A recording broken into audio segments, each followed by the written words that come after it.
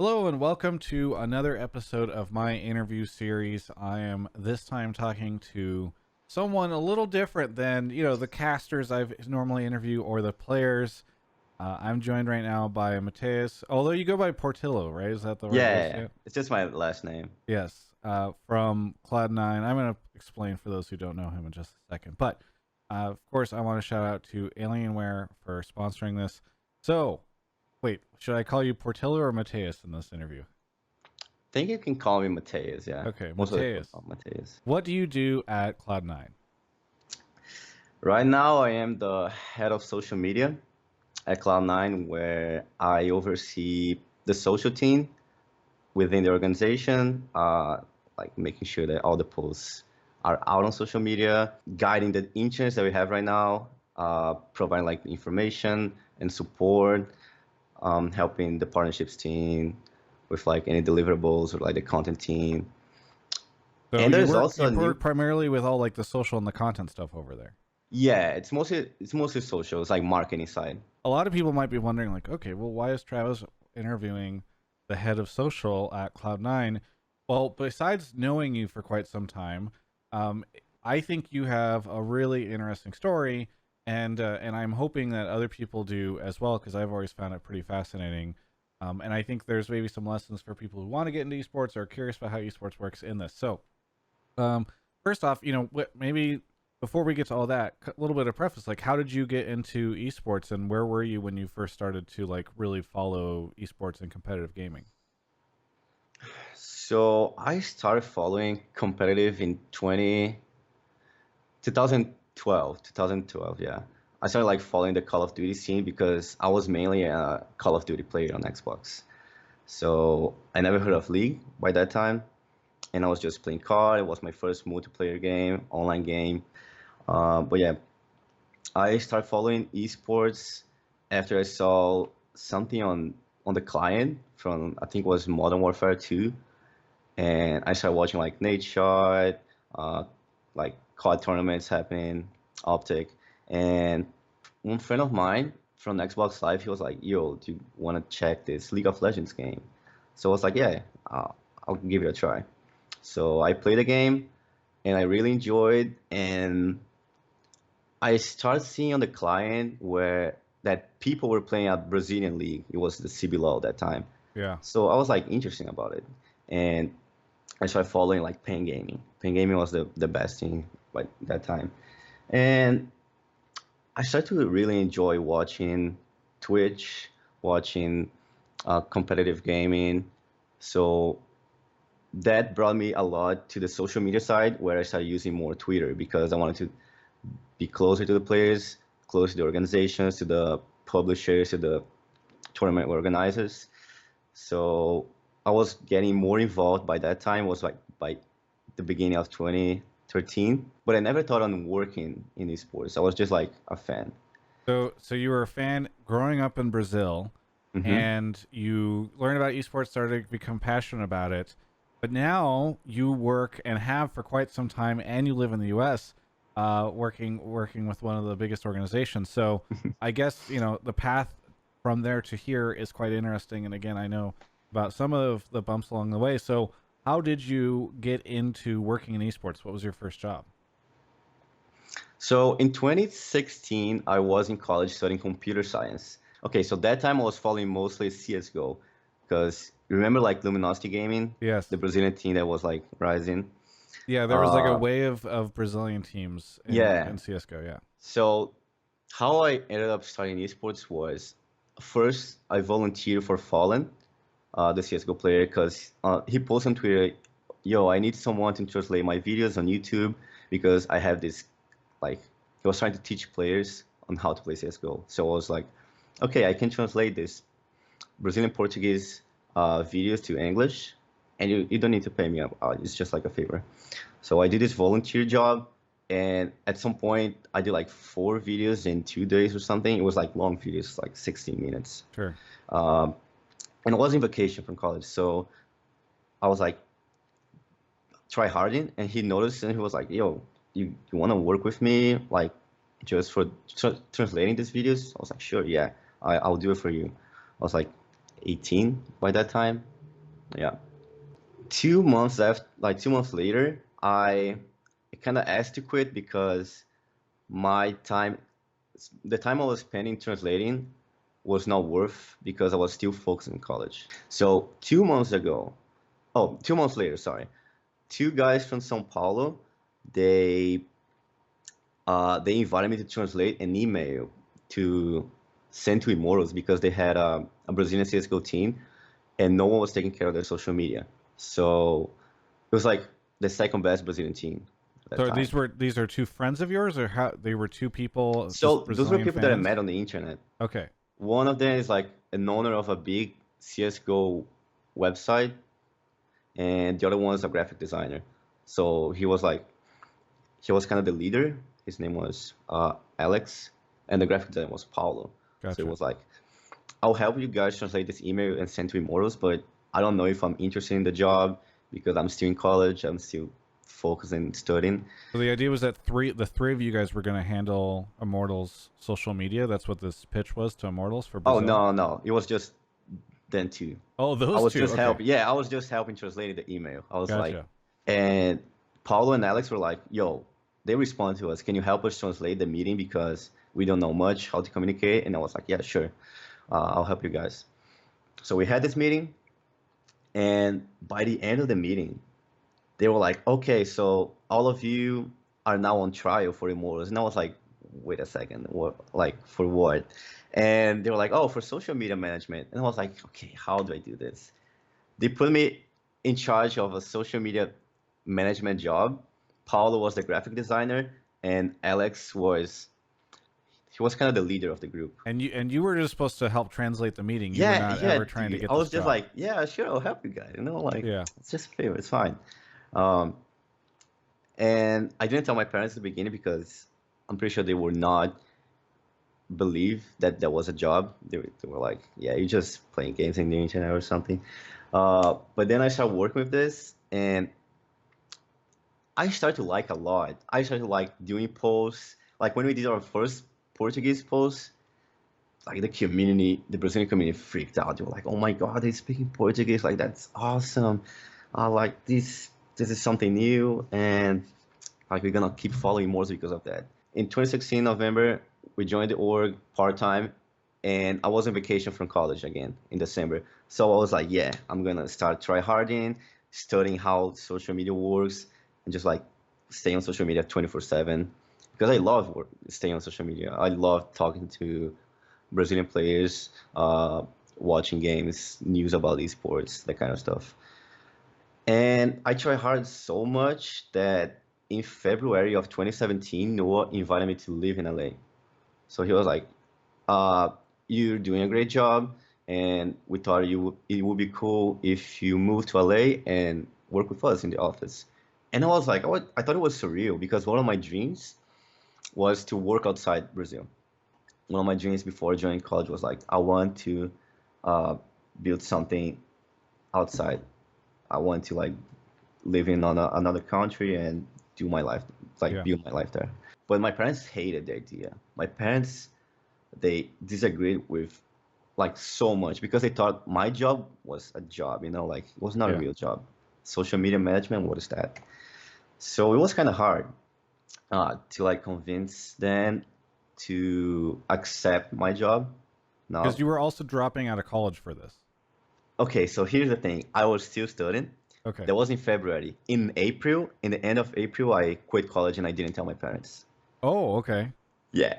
So wait, so sorry, you moved to the US in February No, of no. We 2017? were still starting the visa process Okay, okay. because it was gonna take so long But part for of the the reason your visa. parents, I assume, didn't like it was also because you were going to drop out of college. Yes, and they Okay. wanted me to finish college. That was like the number one And for thing. a job that they did not necessarily respect. Mm-hmm. Were they Yeah. excited about the idea of you leaving Brazil? Uh, they I think at first they wanted me to still live in Brazil because they wanted me to finish college and like, yeah, I could do this job, but like stay here at home, like don't Right. leave. But I wanted to leave, and it was hard to convince them because like they kind of have like an old mentality, which I I understand. And but like over time, they were okay. Yeah, maybe this is a job.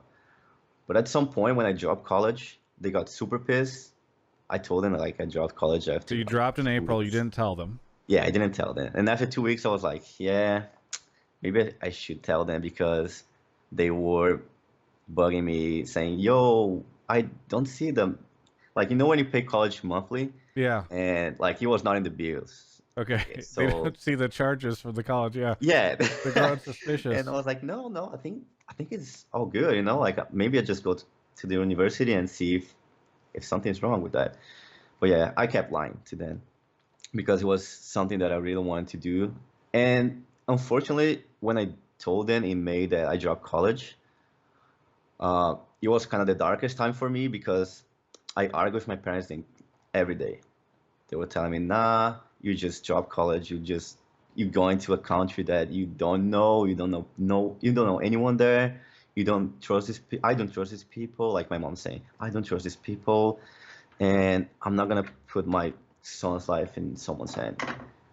But it was something legit, and I was still believing that Immortals was gonna take care of me. Sure. Uh, Months passed, and in July, the end of July, I got my visa, and I was ready to go to the US to work in the offices. I was like, "I'm sorry, mom. I'm sorry to disappoint you. It was hard, uh, but this is what I want. My life right now is fully focused on this. I believe that this is gonna be a good thing for me in the future." And so you were like, "Peace out. I'm headed to LA." Yeah, Yes. and I hope you support me. So I moved to LA in August. I stayed there for a month and a half.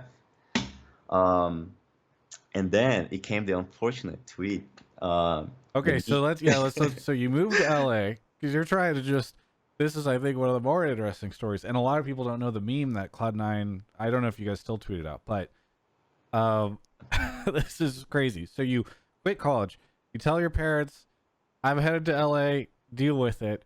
You get to LA, and a month and a half later, you make a tweet. And I don't even remember exactly what the tweet was. Please provide me context on this. What happens? you want me to tell like kind of the story behind the tweet? A little bit, yeah. Like Okay. I mean, if you can give an abridged version. Yeah, I hope it. Yeah, I'm gonna try to make it brief. So basically, the CS:GO team was going to an event in Montreal. It's a CS:GO event, and four of the players didn't show up in the finals. I So remember. Yeah, you remember that? they were like drunk the night before. So Yeah, they they were like yeah partying or something. yeah. Yeah. So they were late to So the finals. Yeah. yeah, four people were late to the finals, and FNS, the CS:GO player from COG that time, he tweeted something in the words of, "I can't believe that I lost," because he was a semifinalist. I forgot to say that, Yeah. and he lost to Immortals in the semifinals. So he said, "I can't believe I lost to a player who was hangover." And KNG, one of the players, he plays for MIBR now, he got super freaking mad. And he was like, "You're gonna prove that or I'm gonna kill you," on Twitter. And everyone was like, "Oh my god, you can't say that kind of stuff. Like, come Yeah. on, like Yes. delete." But even though he deleted, it was such a PR disaster for our side at Immortals. And it was just a social media trying to like make sure everything was like Yeah. You're a going month and a well. half into doing this full time in LA, Yeah. and you've got a player on your team who is threatening murder against another Yeah. player. So it all became a meme for like 2 weeks or Yes. something, 1.5 weeks. And we couldn't tweet anything about the CSGO team. But then Noah came with an idea saying like, "Okay, we're gonna make Noah's Notes." It was one of the series that he Yeah, had, it was remember? Noah. At first, it was Noah Talks, and I have Noah's a series Talks, called yeah. Travis Talks, and I was angry. I remember talking to Rage Quit about this at the time, and was like, "He's taken the name of my show. He should rename it to something alliterative." So then it became Noah's Notes, and he would like. I remember it was like the State of the Union or addresses directly like, "My fellow esports fans, I'm Noah Winston." Okay, so sorry. So Noah he comes up with Yeah, the idea Noah for this. made his Yeah. Noah Notes videos addressing all the consequences and all happened with the CSGO team. KNG was dropped. Lucas and Henny, they were dropped too. They were benched uh, because there was some intern, some stuff in the team that Sure. happened in the team. So okay, yeah, that was the best outcome possible for us. Making that video, explaining what happened, cool. And then in the same day, Fallen, he was playing for SK Game. He said, "Oh yeah, this is gonna be the next player for Immortals because KNG was dropped." So I went to the Immortals account and I replied to him saying, "You prove it or dot dot dot." Ah, playing off of the threat. Yeah, like just making a joke with what he said like Yes. 2 weeks before. And I was in the league house at that time.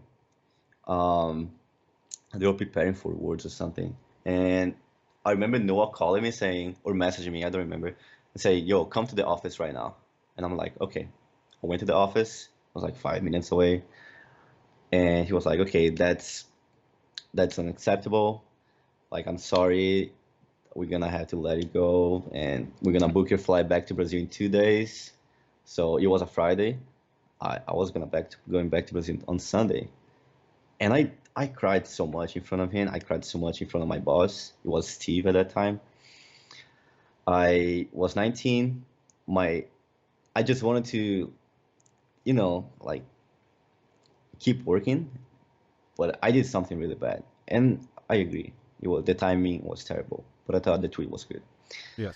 So what happened? I I mean, went the back to tweet my would have been office. good from anyone other than the Immortals account or somebody at an Immortals account, right? So Yeah. it's like the tweet is very memeable. It was a meme in the community, but Mhm. it's difficult whenever Noah has just been like, "Cool, we took this very seriously. We packaged it off, and then you make the joke, and that's what Mhm. lands you in this hot water."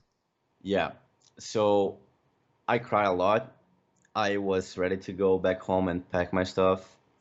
So I live across the street because Immortals provided me an apartment in front of the office. So I went back to my apartment. I started packing all my stuff, my piano, my computer. 1.5 months, like I was thinking, yeah, maybe I just go back. I should go back to college or something. And in the middle of like organizing my stuff, I was like, oh, I should make a statement on Twitter, right? I should post why I did that, like Yeah, apologizing Immortals, apologizing to Noah, to the players, to the community, everyone. Um, I made my statement. As and it was a sorry, huge Immortals test. tweeted something out around this time too, right? Oh yeah, yeah. I'm going there. Okay, sorry. Yeah. So I tweeted my statement, and in the middle of my statement, when I was typing, I saw that Immortals tweeted something. They tweeted, um, "This tweet was unprofessional, and with what we stand for, unfortunately, the person responsible no longer work for Immortals." Um, and I was like, I can't believe the social team did that. Like, it was 3 people taking care of the social team. And I was like, no, no, like they didn't do that. And I got furious, but then I saw the replies on the tweet and I was like, okay, no, just I should like suck it up and just keep doing my statement. So I kept doing my statement, and people were not believing that I got fired due to a tweet because of a tweet. And people messaged me a lot, and then I posted my statement, and people realized that I was actually fired because of that tweet. Oh, people Because thought the Immortals tweet was a meme originally. yeah, people thought it was a Yeah, I didn't remember this part. Yeah, people. So whenever they made the tweet saying we've dismissed the person because of the tweet, people are like, "Are you serious that you just fired somebody because Mhm. of making the bad joke?" Okay. Yeah, like half of people were like that, half of people were, yeah, that was the right decision, and like it was half half. Um, and when I posted my statement, 15 like literally 15 minutes later, Jack emails me, "Yo, let me know if you wanna work at Cloud9." Just like that. No, like no formality, just straight. And I was like, okay, that's cool. And I got happy. I got super happy. And I started talking to him.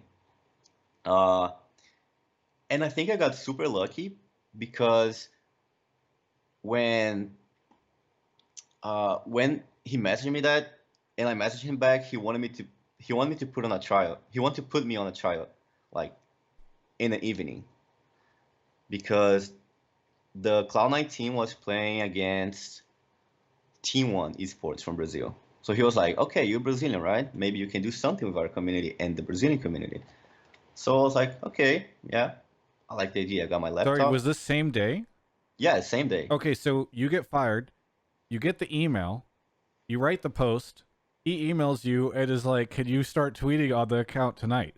No, he was like, do you have any? So we had a group DM on Twitter, Yeah. and with like Dana, Jack, Beth was like my old boss, and I think Kami that works at UGS now. So I was giving just ideas of what kind of content we can make here, what can we reply to these fans, and uh, I also made a video, like a teaser, against one of the other teams, Mad Lions. I think it was Mad Lions. Because I assume in this moment you're like, I might actually still be able to survive this situation. Okay, so the thing was, I really wanted to join Cloud9, but I was still, how do I say that? Like figuring out what I was gonna do with my life. I didn't tell my parents I got fired. Yeah. So, and I also got offers from like other organizations at the same day. So that was I got really happy when I saw all these offers in my DMs, and I was like, okay, yeah, that's cool, but probably I would just join Cloud9 because they were the first one to reach out, and Yeah. like they're big, such a big organization. Um, so yeah, I was put on a trial. I made some stuff, and at the same day, people are like, wait, Cloud9 is tweeting Portuguese. What's up with that? And some people started tagging me on Twitter, which was cool for me. Uh, but yeah, we kept talking about like contractual stuff with Jack, and after 2 days, I went back to Brazil. I got all my packages, my all my suitcases, my piano. Okay, let's go to Brazil. Because I Oh, assume the visa stuff also gets complicated. Because a lot of people might not think about that, right? Is it's not like you can just hang out in the U.S. Your employer just terminated their relationship with you, so you have to like. It's not like you can keep living here for a very long time. yeah, and also because at that time I didn't have I didn't have too much money to stay in the US. I was like 1.5 month full-time employee. So I was not sure what my future would be if I stayed in the US. Yeah. So Immortals got me they booked a flight back to Brazil, which was cool. So yeah, my visa was completely canceled after I came back. Uh, I went back to Brazil. I surprised my parents, which was fun. Like my mom was like, "Oh my God, what happened? What happened? Why are you here? Oh my God!" Like my father cried Like, when they surprise, came I to me. missed you. Also, I Yeah, got fired. yeah. So I was like, "We need to have a talk. We need to talk about this that just happened." So I explained to them. I explained what happened, the story, what Noah told me, um, and my father cried. And after that, my parents were like, "Okay, maybe with those offers that you got, this is actually a job. Like." You're actually making this work. And they start trusting me way, like way more than the past. Like they start trusting me so much, dude. Like I Like was your on my parent, it computer. basically validated it, right? I guess because Yeah, it's like, it yeah, you validated. lost this job, but the fact that you got so many other offers means that this is like a real thing. Hmm.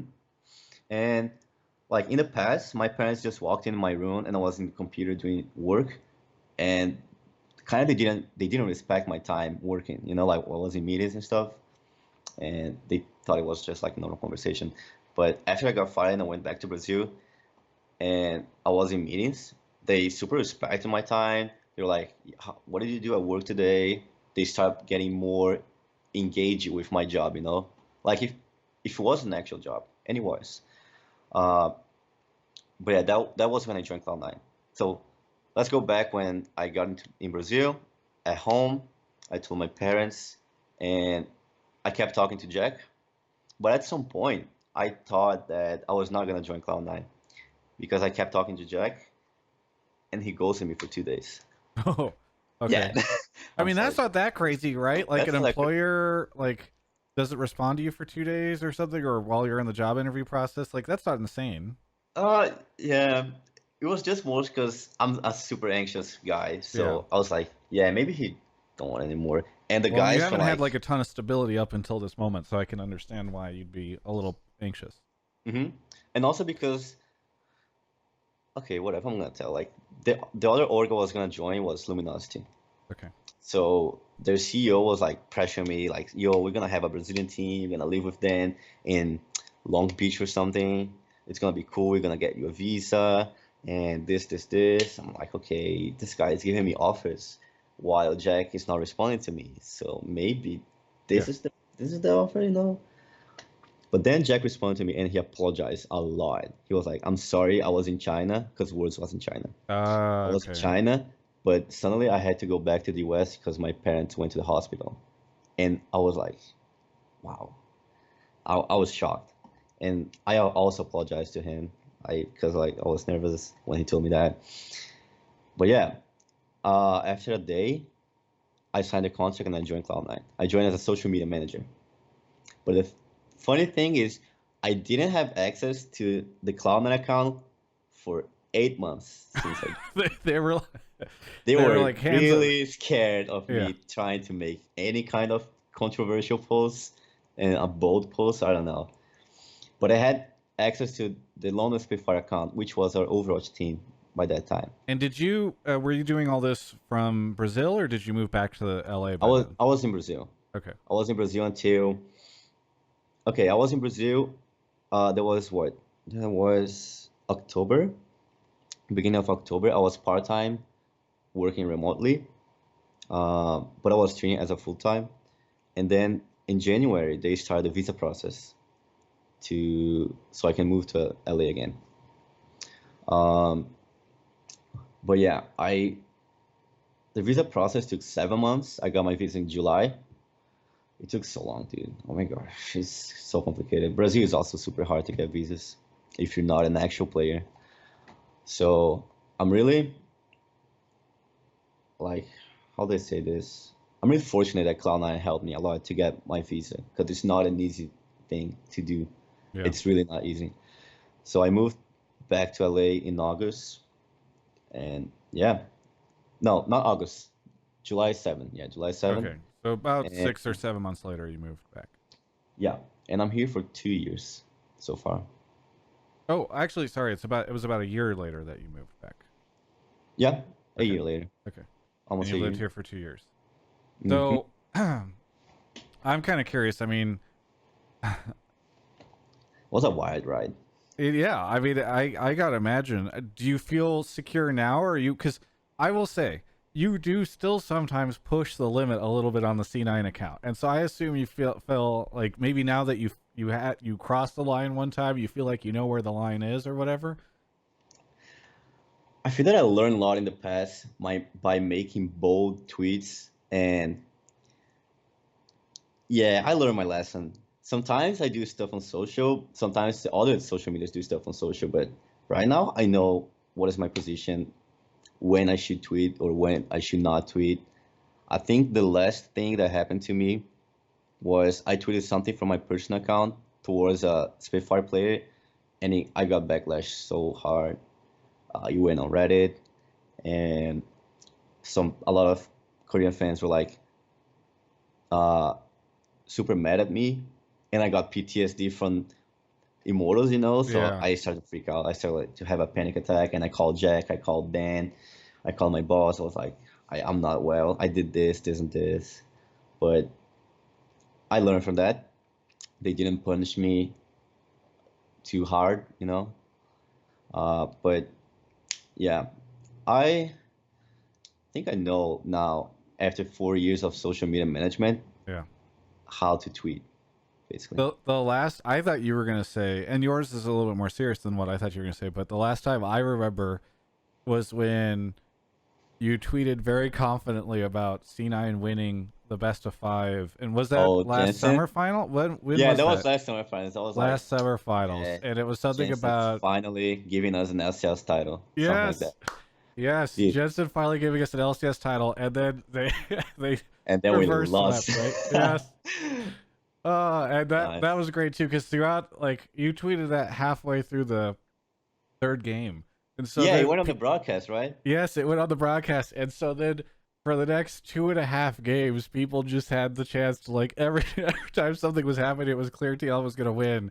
God. That tweet. Whenever something like that goes out, does Jack hit you up, or does anybody hit you up and be like, maybe that was a little too early to claim victory? Mm, no, people make joke about it, right? Like people make joke, 100%. Like Jack always make jokes about tweets that jinx the team. Like, uh, personally, I don't think that's bad. I think tweets that are kind of bad are controversial tweets, uh, and things that if you say on social media, you know you're gonna get a lot of Yeah. message back. Yeah. So that kind of stuff I try to avoid now as much as possible. Even if it gives like a lot of impressions, a lot of engagement, it's just a headache by the end of the day. Yeah. Yeah. But I I keep tweeting spicy stuff. I don't care. yeah. Jack told me one day, just tweet whatever you want, as long as it builds character and make things spicy. Yeah, I mean, I think that is one of the things that I do really appreciate about the C9 account is it does feel as though you guys are willing to take the risks that other orgs are not, and maybe Hmm. other social media managers are not, perhaps because they're worried about backlash. And so I totally get why other orgs are sometimes play it a little safe, but like it builds so much hype for the like one C9 tweet in the right place, similar to like maybe summer finals last year, although that didn't work in your favor, can just really start this big conversation or keep like, spin out all this discussion about like a match that's happening or a storyline or a narrative thing. And so for me, I always really appreciate that you guys are willing to take those risks, because I think that they pay off really well. I also really like, it does feel as though some of the other orgs are starting to step up too. And like the Hmm. TL C9 banter has been really fun to read. You guys do some stuff with G2 sometimes. Do you ever talk to those social media managers? I've always wondered this. I don't know if you guys are just doing this in isolation or if behind the scenes it's like, yo, I'm going to do this. You want to get back at me? It's like, yeah, I got this ready or whatever. Is this like a coordinated act? Okay, most of the time it's not coordinated, but sometimes I go like, "Yo, you want to collab? You want to do this? I think Yeah. it's gonna be cool. Like we can just tweet at the same time, or just like make something cool on social media." Like mostly G2 and TL are the main organizations that I talk the most Yeah. when I want to do something. Uh, G2 is they're such meme people, you know. It's so much easier to work with them, and it also depends a lot of the community too. Because I feel that in the past, if TSM did a tweet like the tweets they do today, they wouldn't accept as well as today. Yeah, What do you but mean by that? Like what kind of tweets do they do? Because I don't think they particularly do incredibly spicy ones, or do you think they're getting spicier lately? I think they're starting to make spicier ones. But I think it's like in the past, I feel that TSM was a more serious competitive team. So like they didn't mess around on social media. They were not as fun as they are nowadays, you know. So, but I like to collab with TSM. Dunk is the head of social there, I think. Like we always talk in DMs like, yo, what if I tweet this? And he's like, yeah, do it. I might just reply. Uh, and he also comes with to me and say like, I'm gonna tweet a banger to your team. Like, I'm sorry. I'm like, okay, yeah, Yeah. go for it. You know, like It's sometimes like like, no hard feelings. We're all here to drive impressions and yeah. engagement. I mean, by the end of the day, it's just business, right? Yeah. So I sometimes I have to accept to understand that he's doing his job too. Like Do, it's not just C9 is the only one that does spice tweets and like they're the only one that do that. I like to see more organizations doing that, doing yeah. more banter, because it creates rivalries, and that's cool. The the other question I had with you on the social stuff, maybe the kind of the last one about how you tweet. Hmm. It feels like in the past when a team was losing or underperforming, they felt like they could just never tweet anything. And I remember recently, last week, because we're recording this on Monday. Last week we did a hotline league, and Mark tweeted out like, all these storylines, C9 sucks. Come watch or whatever. And the Cloud9 account, which I assume was you, replied with I don't know some sort of meme thing, and there were some replies that were like, I guess you're still not taking it seriously that you guys are losing or whatever. And so it's interesting because I feel like in the past people would see those tweets, or social media managers would see those tweets and be like, "Oh God, we can't do this." Like people will think we're not serious, even though like the person running the social account is maybe not representative of who the player's feelings about the losses or whatever. So Hmm. I don't know. How do you balance those issues? Do you think, are you not afraid anymore to sort of meme on when you're losing? I think maybe G2 was the first one I really saw that started doing this. So I Yeah, don't know. Yeah. I think that when they start losing a lot, they just start making fun of the losses. Because at some point, I don't want to be radio silence on Twitter unless Yeah. it's a PR disaster, uh, where we need to take care of this PR disaster and put something up. I feel like if your team is losing and the team accepts well, I think it's totally fine to make banter about the team losing. I'm pretty sure like the G2 team, if you check their social medias, they're all super funny. They all make like funny tweets. Uh, they they have a nice personality, and that gives the social team from G2 like you open doors for them to make fun too. Because if the players can make fun of the team losing, the team can also make fun of the players losing, you Yeah. know? But I feel like if the team is in a serious state when they're losing, you don't want to.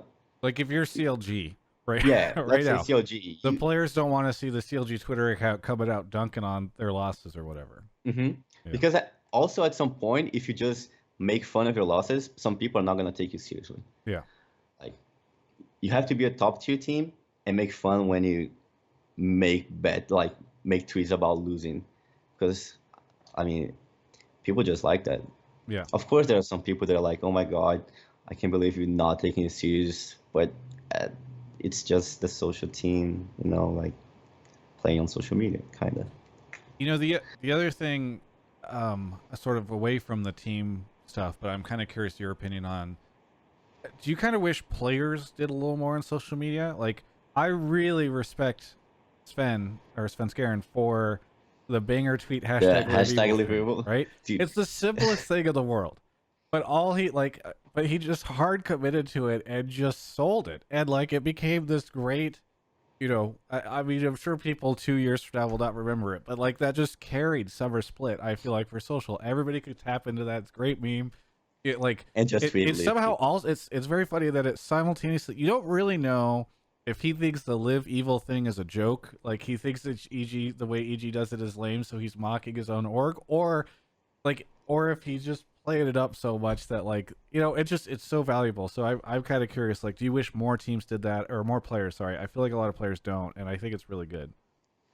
I think what I've talked before was I feel that players tweeting more, it's just gonna boost them up. Like it's their image, correct? So the more they tweet about like their games or esports related stuff or like memes, just like Vulcan does sometimes. Yeah. Sorry, uh, it just boosts their social media and creates a nice image of this X player. Yeah. You just build. Okay, so like if players end up, how do you say this when you stop playing? Retire. When they retire, yeah, when they Yeah. retire, what else is left for players? It's just their image, right? They're gonna be Yeah. either a coach or like a YouTuber or a streamer, and if they didn't build their image for that when a player, it's gonna be hard to build that after they retire. Like one of the things I talked about when last year when we had the other team, the other LCS team, was to make a social media deck to teach players how to use Yeah. social media. Because I've seen players in the LCS team that they never tweet, never. And last year I got so pissed. I'm like, bro, just do a I don't know, do a weekend. Thanks for the support. Yeah. Just like a normal standard tweet, like just so your fans can see what you're doing. Don't be radio silence in those times. Uh, and I feel that people like Damonte, Svenskeren, who else? Double Lift, they are great tweeters. Like people love the tweets. people follow them more because of their social media. Licorice is also like he is building more a community on Instagram right now instead of Twitter. He never tweets on Twitter besides competitive Yeah. when he plays or just like sponsor stuff. But if you check his Instagram, it's super cool. Like the way he's building his community, the C9 community and the league fans. So yes, I want players to tweet more. It's necessary. Uh, People love it. People that are not in esports, they love it. Like if you're a fan, you want to see your player tweeting more. And I'm pretty sure that like the fans follow the players that tweet more because they engage more with this community in that way. And they do videos, they do streams, they do Instagram posts, they post memes on Twitter. So that's the player I want to follow. I don't want to follow a player that don't talk anything on social media. Yeah. Don't give an update to fans. Yeah. Well, I mean, why follow somebody who like literally never tweets? There's no reason to. So Yeah. I feel you. Yeah. I mean, I hope I do, and I'm not saying every player needs to be spending their free time being like, okay, SpongeBob meme, we lost this week. How do I combine these things? Is it Patrick Star staring into the distance? But I do think it is. I think it's really exciting whenever you do see players do that, and I hope that more do because it's helpful for them and it's helpful. Like League Twitter lately, brand. I feel like it's just been really good. Like it's just been fun to see all the orgs going at it and the players And tweeting also stuff. player banters Yes. too. And something cool that I noticed last year, Nisi had a graphic designer to make graphics for him every time he was playing a competitive match. So like before LCS, he was like posting this graphic with all the C9 sponsors and stuff Yeah. against this team at the European time and the Pacific time. Oh, for Like, his audience. yes, for his audience. And that was super cool. Like the way he treated his fans, Yeah. giving updates and like treating his brand, it was perfect. Like now he doesn't do that. I don't know why, but it was Well, maybe something somebody that watching this can tell him to do it again. And then, yeah, Niski, get your graphic designer back. Yeah. The Well, way that's the cool. way things did, yes, yeah, no, yeah, I'm done. Hey, It's fine. I really appreciated this conversation because one, I think the story is, I mean, it's obviously pretty spicy and really remarkable, but so often we hear the stories of like casters and players and folks who get into the scene. So this is just kind of a cool one. I've always felt like your story was great and pretty high profile in a way because everybody like Cloud9 Twitter account was used to tweet that stuff. I don't know if that was you or if it was Jack pushing it or whatever, but the person who works for this organization no longer here. But either way, thank you, and I think your insights on the social media stuff was fantastic. So, anything you would say to anybody out there who is thinking about going into esports or wants to spend more time doing like social media stuff, anything at all? Um, First, I want to say thanks because it's pretty huge the amount of support that I get now that I never thought I would get, honestly. Um, a lot of people tweet at me and like kind of recognize me on streams, which I think is cool. Like I never had that before. Uh, and I feel that for people that want to join organizations, publishers, like anything social media related, uh, I feel like you have to volunteer at first, so you get kind of an idea of how it works to tweet from a company account because it's not the same from a personal account. It's 100% not the same. Um, you have to understand how things work within an organization because it's not just a tweet. It's way more than that. It's pure marketing. It's actually pure marketing. And get experience because experience is the best thing you can do. Um, a lot of people ask me, "Oh yeah, but what was your degree?" Like I didn't have a degree, honestly. I don't. How do I say this? I don't want you to not study, not go to college. College is great, but I feel that experience counts the most Yeah. I mean, there's in this not way. like Twitter 101 available at most colleges, so I can understand why perhaps Yeah. the university system has not caught up yet to social media. Mm-hmm. Yeah. And it's like taking care of social media is a learning process. You're gonna make a lot of mistakes, as I did. I did so many mistakes, but I learned from them. And I learning from mistakes is the best thing you can do. And like you're just gonna learn if you actually put in practice, you know. Yeah.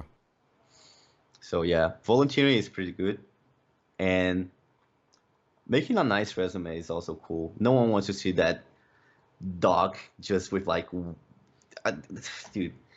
So we hired like 2 interns, right? Yeah. And most of the resumes we got was just like straight lines, so super boring, like with that kind of stuff. Like if you wanna, it's a marketing department. If you wanna join a marketing department, you have to be different. You have to have a mentality that I'm gonna be there because I'm different and I'm the differential of to like join this org. I Right. don't know if I said that correctly. No, I got My you. It's like you have yeah. to really stand out because there's going to be a You have million to stand out. people Thanks. applying for a marketing job, and if your thing is just going for the most basic Word doc, Mm-hmm. perhaps that's not the best way to show like, hey, I'm the Thanks, person you Travis. want. Yeah, exactly. I Sorry, totally get it. my English is kind of messy. No, Like, it's good. And I mean, throughout the whole interview, I think it's been fine. So, hey, thank you so much again for this interview. I really appreciate you being down to tell your story because I think a lot of people can gain stuff from it.